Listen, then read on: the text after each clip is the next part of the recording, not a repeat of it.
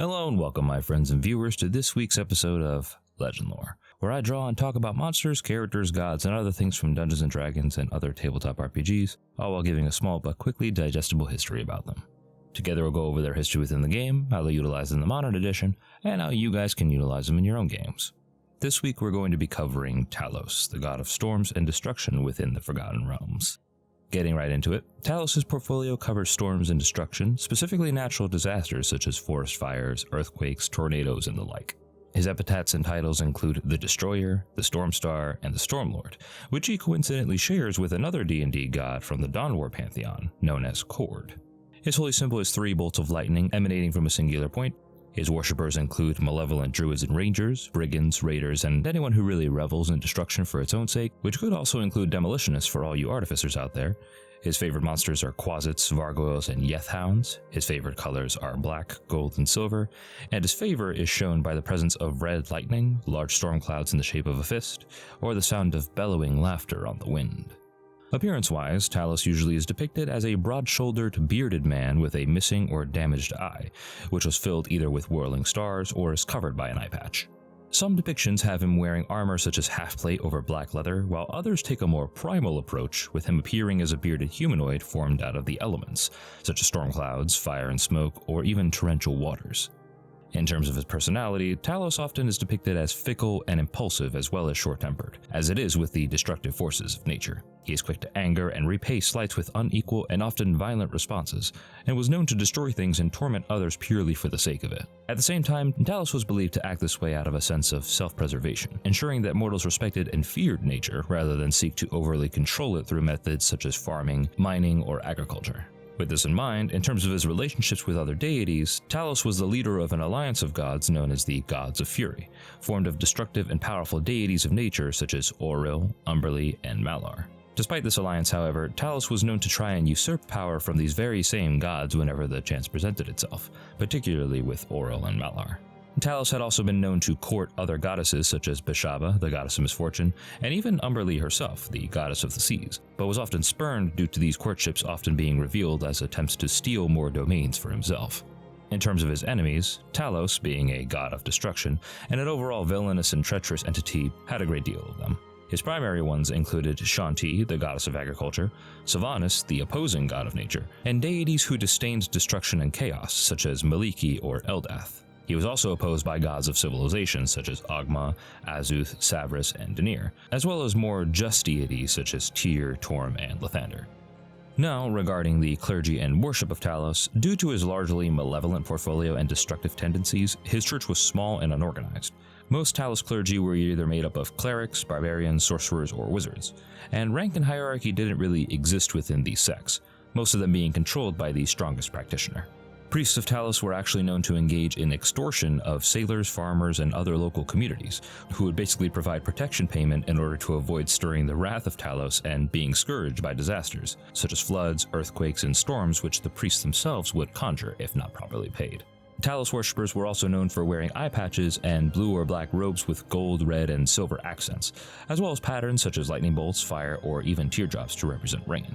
Their churches were often established within abandoned or reinforced strongholds and fortresses that lay near volatile areas, such as earthquake fault lines, lava paths, and even storm-wrought coasts.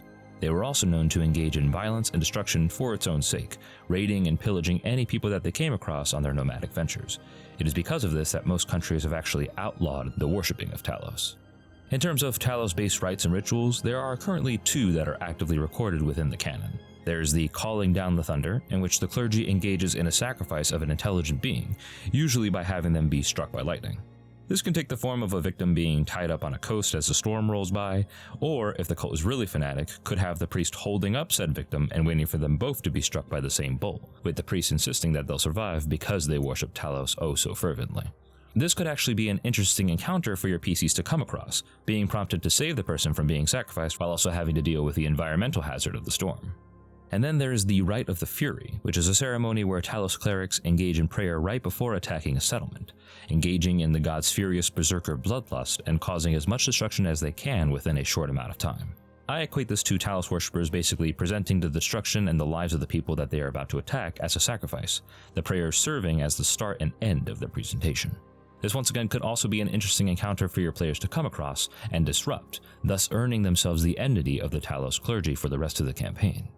Now, when I like to depict Talos at the table, he's one of the few gods that I actually prefer to keep more mysterious and largely distant from his own faithful, at least in the sense that he doesn't just talk to them and give them direct marching orders. Rather, I like to have Talos worshippers see him in every destructive angle of nature, visiting volcanoes in the midst of their eruption or chasing after storms in the hopes of catching a glimpse of their god in his glorious work.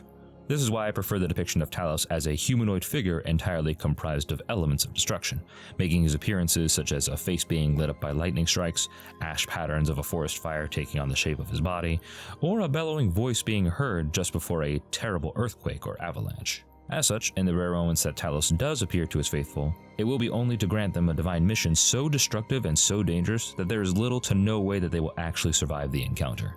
The faithful will be thankful for this, as to a Talos worshipper, to be consumed by one's own chain of destruction is the most devout form of worship that they can provide to their god, giving their own life so as to join him and become a part of the storms and fires that ravage the world. This can also make an enemy particularly dangerous to the PCs if the enemy is presented with this rite, because they are no longer going to be concerned with their own survival, and instead now focusing on just killing the players in a large blaze of destruction. With all this in mind, for those who wish to play PCs aligned with Talos, or if you want to have some ideas for NPCs aligned with Talos, here are a couple of classes and subclasses that I feel align with him very well. For Artificers, Armorers, and Artillerists sit as the best subclasses due to their destructive capabilities of their armor and Eldritch Cannons respectively. For Barbarians, almost all subclasses can actually fit well with Talos' destructive nature, but the Storm Herald is the obvious go-to if you're looking to emulate it the strongest, although one could reflavor the Wild Magic Barbarian to be more Storm or Lightning themed. For Bards, I'm a fan of the concept of a resonant throat-singing warrior or roaring skalds for Talos Bards, which can be best emulated by the colleges of Dance and Valor in my opinion. You could also go the angle of the Court of Whispers if you want to have a more psychologically intimidating angle. For Clerics, the domains of War, Nature, Depth, and Tempest are the most ideal for a Talos worshipper. And then there are Druids, of which almost all circles can be made to fit within Talos doctrine, the circles of the Sea, Land, and Moon being the standout due to their clear alliance with his portfolio.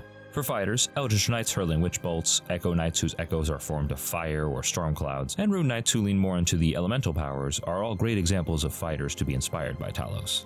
For Monks, the Warriors of the Four Elements and Long Death are my personal recommendation when portraying members of a Talos Monistic Order. While the Four Elements alliance is obvious, the Way of the Long Death can represent the quick destruction and breakdown of the body through the use of necrotic martial arts, which could be an interesting angle to explore regarding Talos worship.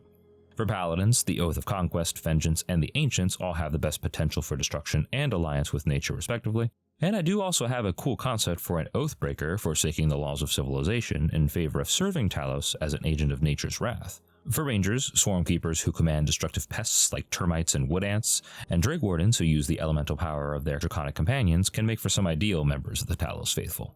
For Rogues, I did find a bit of difficulty aligning their more subtle and sneaky approach to situations, given Talos' preference for direct violence, but I suppose an Arcane Trickster with spells such as Misty Step, Witch Bolt, and other destructive elemental spells could be ideal if you really wanted to make it work.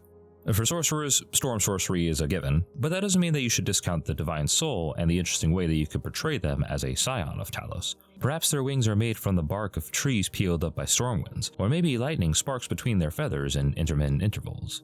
You could also take the angle of the Draconic Sorcerer and their elemental breaths as well, especially that of the blue or red ancestries.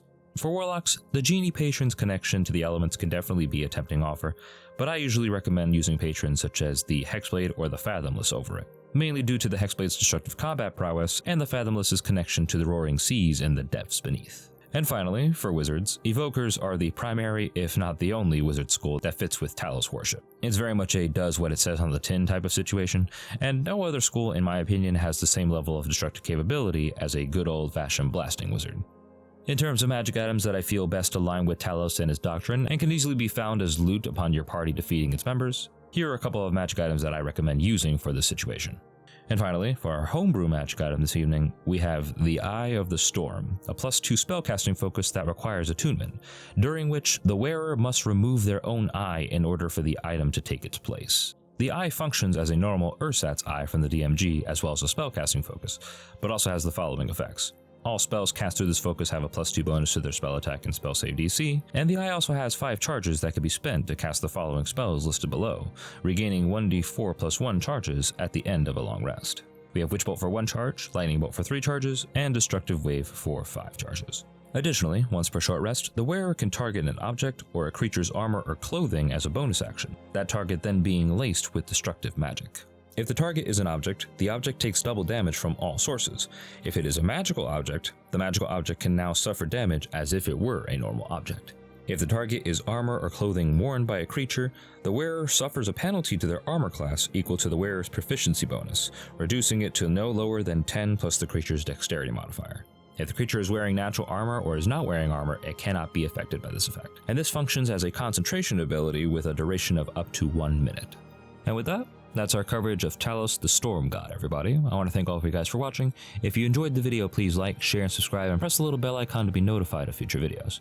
If you guys want a chance to vote on future videos or see the progress of pieces as they're being made, please check out the community tab as well as all of the social media listed below in the description. DMs, please tell me how you guys have used Talos in your games, and players, let me know how you guys have encountered Talos in your games, as well as what else you guys would like to see in upcoming videos. But until then, I'll see you guys next time.